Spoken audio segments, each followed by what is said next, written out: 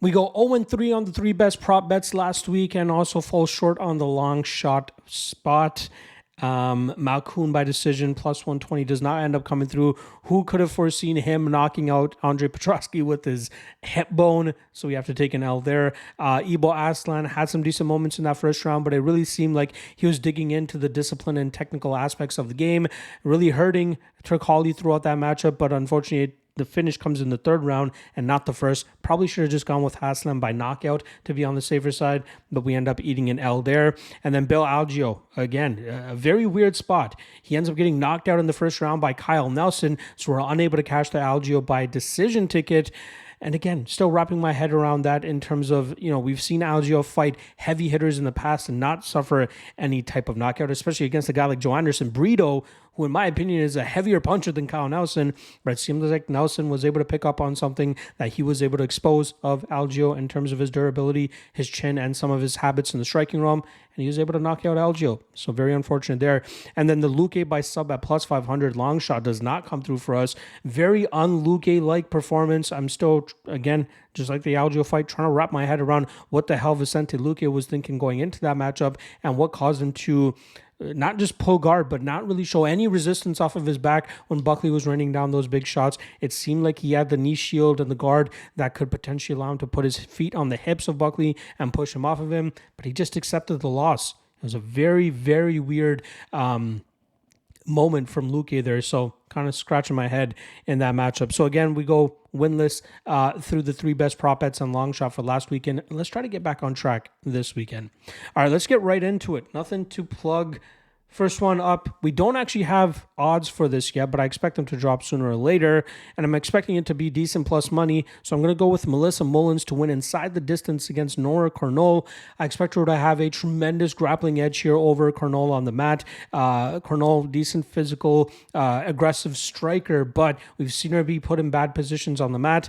Luckily for her, she hasn't been fighting anybody that's been at the level of Mullins, especially when Mullins is able to establish that top dominant position, and whether it comes from ground and pound or big elbows from that top position or a submission that Mullins is able to secure, I expect Mullins to maul Cornol on the mat and eventually sink in some sort of submission or a TKO, but I expect her to get that finish here, and it will likely be plus money considering the under 2.5 is currently around that plus 200 mark. So give me Mullins inside the distance to start off the card with a prop bet cash, hopefully.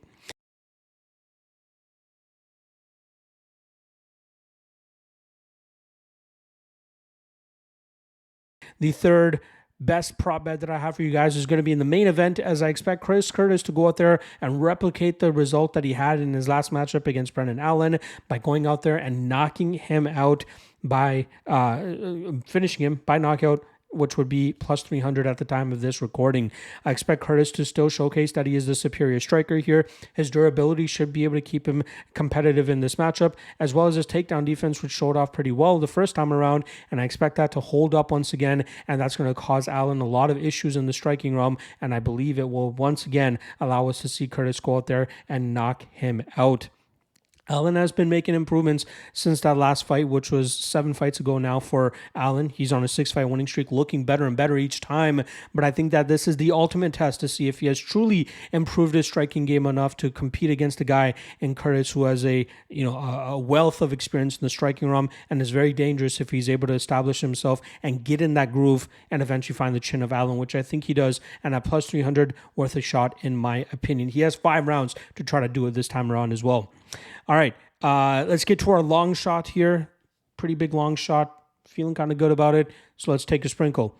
Jose Chepe, or I guess he's officially going by Chepe now. Chepe Mariscal, round 3, plus 2,200 over Morgan Charrier. Now, Charrier is a guy that came into the UFC with a lot of hype, got a first-round finish in his UFC debut back in September, but I think he's been struggling to be competitive and successful against guys who will actually provide legitimate resistance to him here, and that's what we're getting with Chepe. Chepe has a bit of a durability issue that I'm still concerned about, but I think he should be able to outwork Charrier for the majority of this matchup, cause him to slow down, and then eventually really turn on the power and the volume on him in the third round, which should help him secure a late finish in this spot. I think Charrier is the better technical striker here, but I think that Chepe puts together the mixed martial arts much better than what Charrier is able to do, and if he Chepe can continue to keep a high level of output and volume as he normally showcases in his fight, he will clearly have the cardio advantage in this matchup, in my opinion, and that should allow him to go out there and find the finish in the final frame, hopefully cashing this plus 2,200 long shot for us for UFC Vegas 90. There you guys go. A full week of content has dropped for you guys, including a PFL breakdown. Hopefully you guys have enjoyed it. Hit that like and subscribe if you haven't already to show your support. Otherwise, I will see you guys. It probably won't be after the event is done. I will be out at a comedy show for Saturday night, so I won't be watching the fights live. So maybe Sunday afternoon, Sunday evening-ish, I'll be dropping my immediate reaction podcast show for UFC Vegas 90. So I appreciate you guys understanding that I won't be able to get it out as I normally have been right after the fights conclude, but life comes in the way sometimes, and this weekend I do have some plans that I have instead of watching the fights, but I will be staying away from spoilers until I'm able to watch the fights, and then I'll be able to record my my immediate reaction after that, and you guys will be able to see it then. And then after that, UFC 300 Fight Week starts on Monday. I'll be dropping the MMA Lawcast for you guys at that point, not to mention PFL 2, action-packed week coming up next week, but I appreciate all the love and support this week. All right. That's enough jibber-jabbering. Good luck on your bets this weekend, folks, and I'll see you guys probably Sunday for the immediate reaction show. Peace.